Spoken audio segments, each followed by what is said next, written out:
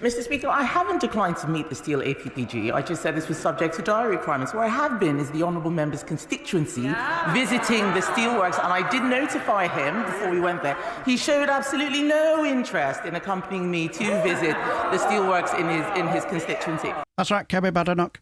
You take no lip from those on the opposite benches. But anyway, hello there, and I do hope you're all well, and I hope you all had a fantastic weekend too. Also, don't worry, I've gotten over my playoff woes, and good luck to Carlisle. Better team on over the two legs and no complaints.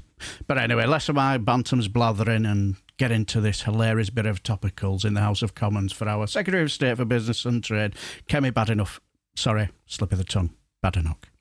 Well, Labour MP for Aberavon, Stephen Kinnock, asked a question about steel, and then it all kicked off.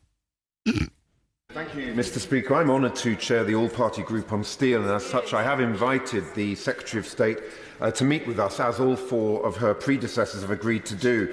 I'm very disappointed that she's declined to do so. I'd like to urge her to reconsider that position. But, Mr. Speaker, the US is investing $282 billion in green manufacturing. The Spanish and German governments are each investing £1 billion in the decarbonisation of their steel industries. We on these benches are matching that opportunity with a £3 billion clean steel fund, but the government's response to date has been woefully inadequate. So can I ask her, when will she bring forward a steel transition strategy that matches up to what our competitors are doing and matches the ambition of our professional and dedicated steel workers?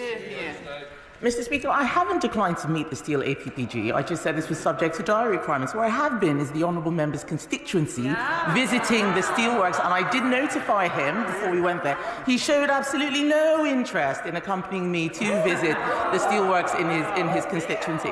What I would say to him is that we are spending quite a lot of money in supporting the steel industry. We look at what's happened at Teesside and how we are regenerating the former steelworks, and I think what I would point to him is how his side of the House has spent most of their time smearing the Mayor of Teesside and making it very difficult for the businesses which are there to continue to do the investment that they need in order to help turn the sector around. Utterly disgusting behaviour from our Labour MP for Aberavon, Stephen Kinnock. Fancy not showing no interest in the companies within your constituency. I bet your father will be absolutely disgusted with your lack of interest in doing your best for the people you are supposed to represent. So what do you have to say for yourself, Stephen Kinnock? Point of order, Stephen Kinnock. A point of order, Stephen Kinnock. Thank you very much, Mr. Speaker. In that exchange I just had with the Secretary of State there, I just wanted to underline the point that her office has declined, that said that she would not be interested in meeting with the all-party group on steel, and also that she did come to visit the Port Talbot steelworks in my constituency, which is of course something I would welcome, but I just wanted to point out that I was not invited to join her on that visit, whereas I understand the Honourable Member for Scunthorpe was invited to join her on the visit to the Scunthorpe steelworks. Just to set the record straight on those points, Mr. Speaker. Secretary of State want to come back on that? Yes, Kemi Badenoch. Leap up like a salmon like our top scorer, Andy Cook, would do, and he hit the target like a bullet. And give him the truth with both barrels, Secretary of State for Business and Trade. Well, look, first of all, can I just say, it's a point of correction rather than a point of order, but what I would say, if somebody has made a mistake in the information that's given to the House, it must be corrected. So I will leave that to whoever is right or wrong, and I'm not going to make a judgment. So I'm now going to move on. Sorry, Secretary of State. Mr. Speaker, I will write to the honourable gentleman. I don't believe that what he has said is the case, but I will check the records and make sure that he gets a response to the correction that he's made.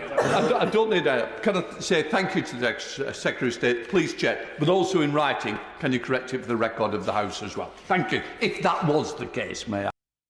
So you have to check the record to find out the last statement that you were so cocksure about to be true after Stephen Kinnock's point of order that called you out to be a bit of a liar. Let's be honest here. If Kemi Badenoch knew she was in the right, she wouldn't have had any problems in jumping up and saying so, would she? The fact that she didn't just spoke volumes, didn't it? Also, when Sir William Cass jumped up to ask our Poundland Penny this question, it doesn't help a cause, does it, either? I had. Thank you, Mr. Speaker. The European Scrutiny Committee, as you know, with 3 formal invitations, have been trying to secure the appearance of the Secretary of State for Business and Trade before our committee on the issue of retained EU law for almost 3 months. Not to mention last week's urgent question and my business question last week to my right honourable friend. Over the past few days, I've been trying to secure her attendance through number 10 and otherwise. My committee understood that she might appear before us today.